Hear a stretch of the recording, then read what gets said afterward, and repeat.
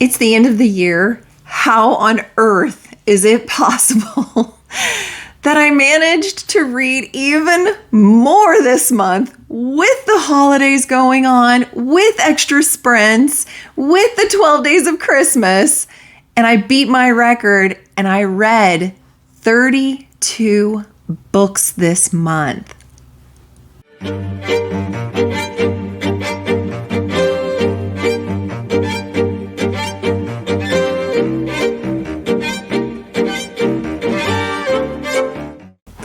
So welcome back to Aubrey Books and Coffee. Please grab your favorite beverage of choice and join me. I'm going to be reviewing all of those books. Can you believe it? Oh my gosh.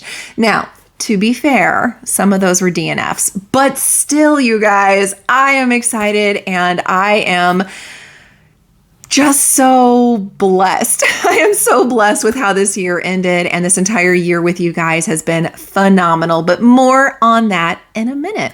First, let's go ahead and get started. Daughter of the Beast. This one I had to DNF. It was a book club pick for the Indie Archive with covers with Cassidy and Mel with Eleanor Reads, and wah.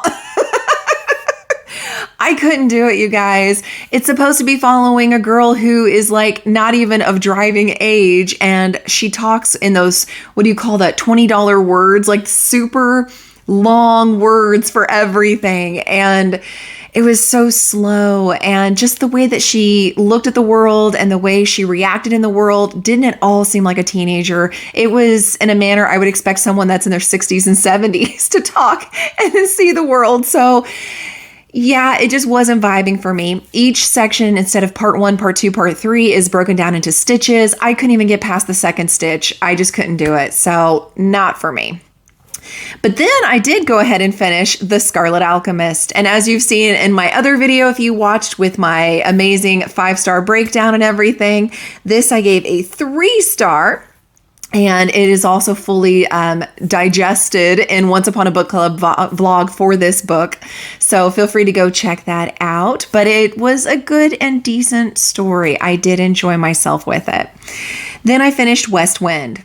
I don't know at this point if you have watched any of my videos, if I need to say more than the rating that you see there.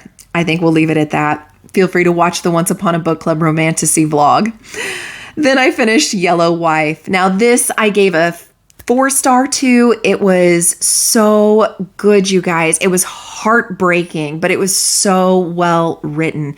I enjoyed seeing the perspective of the main character. I enjoyed seeing the interactions that she had with her family and her friends. It was heartbreaking with her love that she has, and she loses this true love, and what happens just so that she can survive. It was absolutely heartbreaking, but it was done so well. And I didn't realize that the author actually had gone to Virginia and saw the jail that this was based in.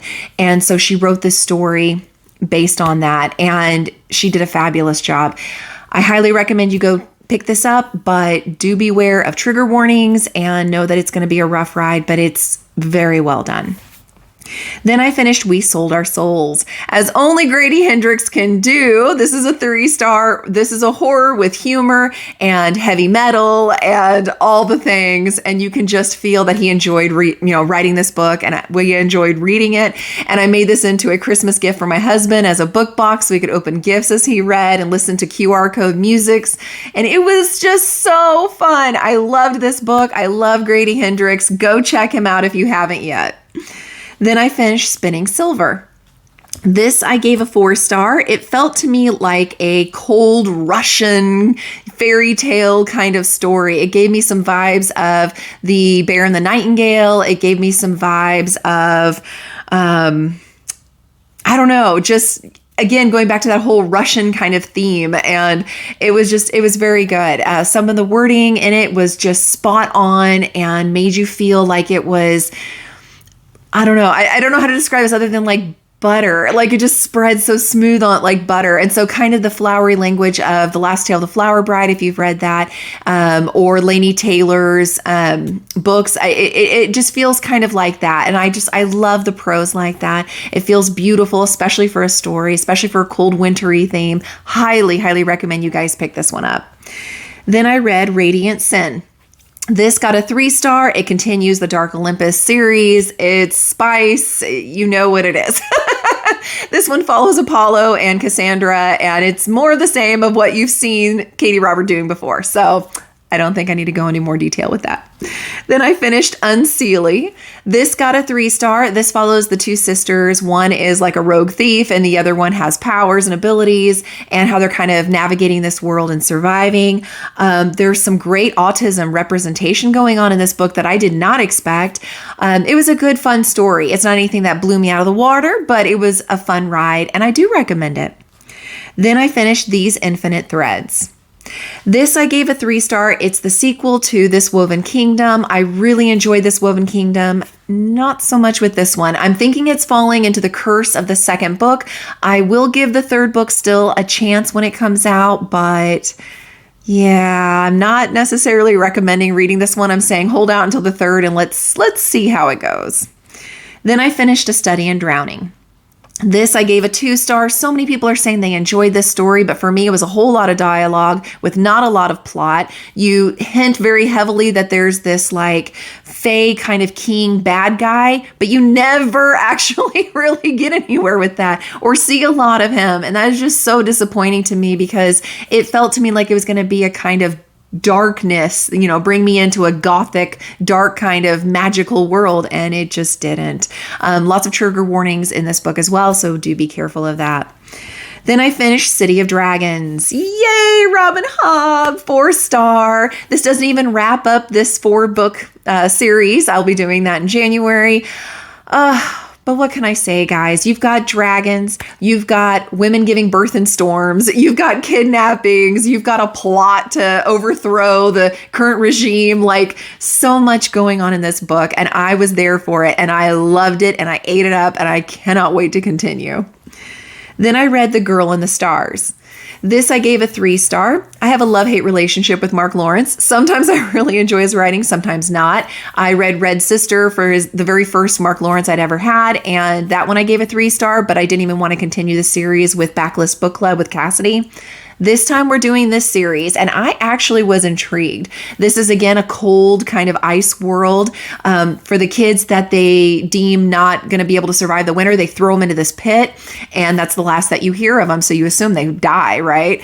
Well, then we continue the story because her brother, so kind of like a Hunger Games thing, her brother gets tossed in, so she jumps in after him, and they get separated because there's multiple tunnels that are inside this pit, and so she does not end up where he is. Then you find cannibals, and she has to fight against that. And then you've got these monstrosities coming after her that she has to fight against. And then she finds this whole group of people that have survived this fall and is trying to make her own way, and then comes into a dark entity that's down there. So it was just enough that in between the moments that were really slow and I thought kind of boring, it would then do something like that would drag me back in, and I would just be like, oh my gosh, what's going to happen next? So I am definitely continuing this series with the rest of the book club, and I will have to let you know, but I am excited. Then I finished Bonesmith. This I gave a 4-star. This gave me Gideon the Ninth kind of feels. It gave me Bonecryer's Moon kind of feels.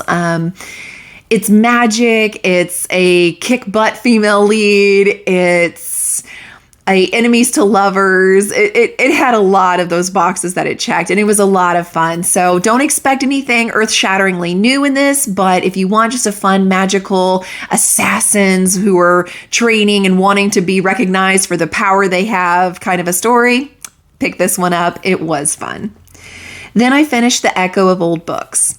This one I gave a 4-star. I'm not normally into literary fiction or time frame kind of fiction. I'm not normally into that, but this really pulled me in. The main character has this ability where she touches books and gets these echoes of their emotions for when they read the book, or in this case, wrote the book. So you have one set of volumes that's written from the guy's perspective, another set of volumes written by the female perspective, and they don't agree on how it went down in their past, and it feels very Great Gatsby-like. And basically she tries to go and reconnect these people and find out what happened. And it was just fun. Multiple timelines hopping around, but I actually really enjoyed it, and I do highly recommend this book. Then I finished Nona the Ninth. This is the third one in the Gideon of the Ninth series, and hallelujah, we're no longer in second person. So automatically that makes me like this one better than the previous one. Poor Harrow. Anyway, I gave it a 4-star. It was enjoyable. Electo is coming out though in 2024, and that will, I think, wrap up the series if I'm not mistaken. And so I reserve some judgment on that. Right now, it does have a place on my shelves because Gideon was a 5-star. This one was a 4-star. If Electo really ties it all together, I'm fine having Harrow on my shelf. If not, then I may be giving them all away and just keeping Gideon. So we will see. I can't say much more than that because to say literally anything about this story would give away what's happened in previous books, but I enjoyed it. I really, really did enjoy my trip there. Then I finished Book Lovers. You guys, oh my gosh. I don't do a lot of straight romance. Typically, it's like a science romance or a fantasy romance. So this surprised me with how much I absolutely loved this story. I don't know if it's because it's very real. So it's not just a cheesy kind of romance. This is very much they literally have a conversation of, yeah, so we're attracted to each other and it looks good on paper and in theory it would be great, but let's be real. Like, where would this actually go? And long distance never works. And like all these other conversations that so many times get glossed over in those Hallmark movies because you just want the music and the big kiss and everything to be great. But I loved it for that. I loved how raw and real they were through the entire story. They talked about scars from their childhood. I mean, all kinds of things came up and they dealt with them in very beautiful ways. And I think that's what kind of pulled me in, is you don't really see that a lot in romance, or at least that I've read. So I highly recommend this one. Really enjoyed it. Great job, Emily, because wow. Then I read Check and Mate. This I gave a 4-star. It was a super cute read. More details are in my Once Upon a Book Club vlog. I know I'm shamelessly plugging left and right here, but what can I say? Then I finished Ashes of the Sun.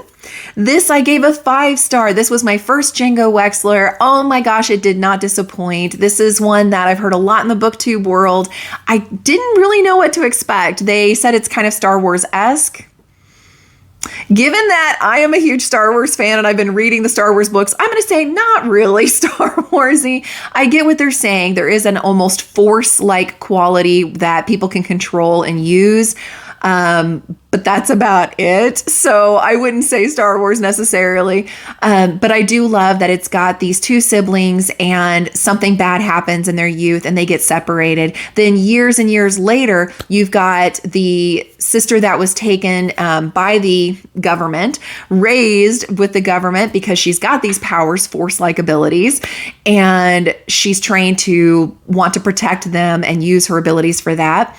And then you've got her brother, who this whole time, because her sister was taken, he's like, nope, that's it. Screw the government. I'm going to work with the rebels. And so then they, of course, come back together again years later. And of course, things are going to just go completely nutso because they're on opposite sides. But it is really done well. It was a lot of fun, a lot of humor. A lot of these rebels that the brother is with, especially one female in particular, is absolutely hysterical. And the way she looks at the world is just so refreshing and blunt, and I just would love to have a friend like that. And I'm just cracking up the whole time. And even the ending, which will lead us into book 2 that I need to pick up sometime in 2024, even the ending, you're sitting there cracking up. At least I was, so I hope you do too. Then I finished Finale. And this I gave a 5-star. It's nice to finally have a wrap up to the Caraval series. And I finished the Once Upon a Broken Heart series. So I feel like Stephanie Garber has completely wrapped up in a nice package and put a little bow on top in this world. And I've enjoyed the ride. Some books more than others, but I'm glad to have this conclusion and I'm not mad at it. Then I finished The Forest Grimm.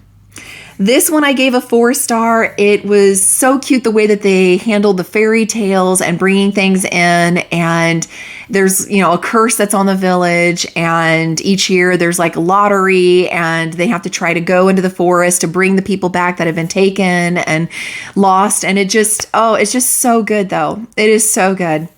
And it went in different places that I didn't expect at times, and twists that I think just really added to it. I just knew I wouldn't read it again because with knowing the twists now, I don't think I would like it as much. So that's why I got a 4-star. Otherwise, it would have been a 5-star, you guys. And it was just fun. So go check this one out.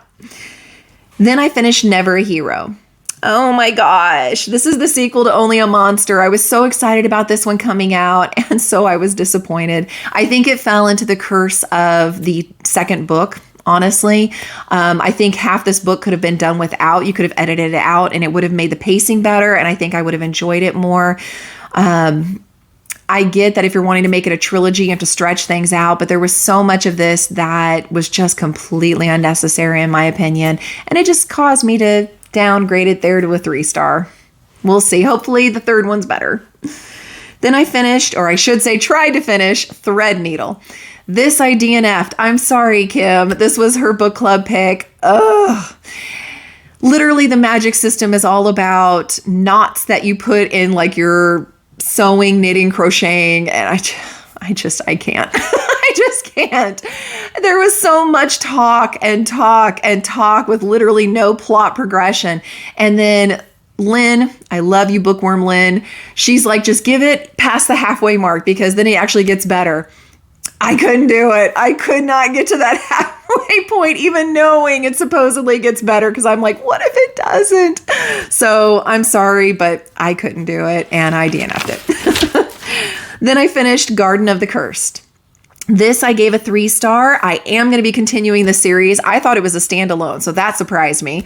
It's got a very, very intriguing plot that you follow, and there's like backstory of all the characters that you get to learn along the way without it just being an info dump. The author did a fantastic job with that. The magic in here is intriguing. The main character's job is to break curses, and somebody that she absolutely detests needs her help. So of course that's going to be fun, and the bickering back and forth is going to be fun, and it was so enjoyable. I can't wait to continue it. Then I read The Curse of Saints. This one I also gave a 3-star, but between the two, I like this one a lot less than I did the other one. The pacing was just too slow for me. There was, again, heavy dialogue with slow plot progression. I don't think I'm going to do anything more with this series, to be honest. I think this is it for me. Then I read King of Scars. I love Leah Bardugo. This I gave a 5-star. I can't wait to read the second of this duology. It was so good. It was nice to see characters again like Nina that I hadn't seen since Six of Crows series. I will say you have to finish Shadow and Bone and Six of Crows series before reading this one, though. I'm so glad Kim shouted out to make sure that I had done so, because otherwise you're going to have major spoilers happening. But it was really good, and it was really interesting, and it picks right up letting us know what's going on with what went down in Six of Crows Crooked Kingdom duology. So just hang on for that. And then they reference things that happened in the Shadow and Bone trilogy. So it was really good, you guys. Then I finished The Battle of Jeddah, talking about the Star Wars books. This was a 3-star, almost a 2-star. The writing itself, as far as verbiage and as far as plot development and story progression, I didn't mind that. I didn't like that it was written in script format. So literally picture someone handed you a manuscript like you're going to be reading lines as an actor. That's how the whole book is written. And I understand that the Illuminae Files series kind of does that, but they do it in a way that's got part sketchbook and emails and text messages, and it's got snark and, all the different things and drawings and stuff that really just make it that much better. They didn't do that in this. So it just was weird. It took me out of the story a lot, and at times was just boring and just not my cup of tea. Then I finished A Shade of Madness. Now, this is the sequel to A Touch of Light. That was a book club pick once upon a time for my own book club. I really enjoyed it. Oh my gosh, we get the griffins, just like the cover looks like. I don't want to say too much. All I'm going to say is, you guys, what does this book not have? We've got politics, and we've got war, and we've got the dead rising. We've got magic. We've got the church trying to overthrow things. I mean, there is so much going on in this book, and the way that he left us at the end of this book, you need to hurry up. Thiago, you need to hurry up and give us that third book like right now. Oh my gosh, if you liked A Touch of Light at all, you're going to love this one. There was no curse of the second book for me. I am so excited to pick up the third. Then I finished A Fire in the Flesh. Can you believe this rating, guys? A 3-star for a Jennifer Armentrout. I know, but this is the prequel series to the From Blood and Ash series. So already you're not using Poppy, you're not using Hawk. So already this series was hard for me. You're talking about characters that I learned to hate in From Blood and Ash. So again, you kind of lose me a little bit with this series. This book just felt like, I don't know. I mean, again, Jennifer Armentrout's writing style is beautiful. Mwah! I love her writing style. It just, the story itself just to me was like, I could have done without it. I'm just being honest. Like, we could have gotten from book 2, completely skipped this, and then she's doing a 4th book. So I feel like this was unnecessary. I feel like there wasn't anything I learned that couldn't have easily been done in the first few pages of the next book that she comes out with or the previous book. So for me, it just felt like it wasn't important, I guess. It wasn't necessary. It was a lot of drama for not a lot of payout. It just wasn't my cup of tea. But again, I love her writing style so much that that's why it at least will always get a 3-star for me, because she is a fantastic writer in my opinion. Then I read The Blonde Identity. This was my book club pick for December, and it's a 3-star for me because, oh my gosh, the cheese factor. Oh my gosh, it was so cheesy. I knew it was going to be kind of campy and rom-com-y, but oh my gosh, the cheese, people, the cheese.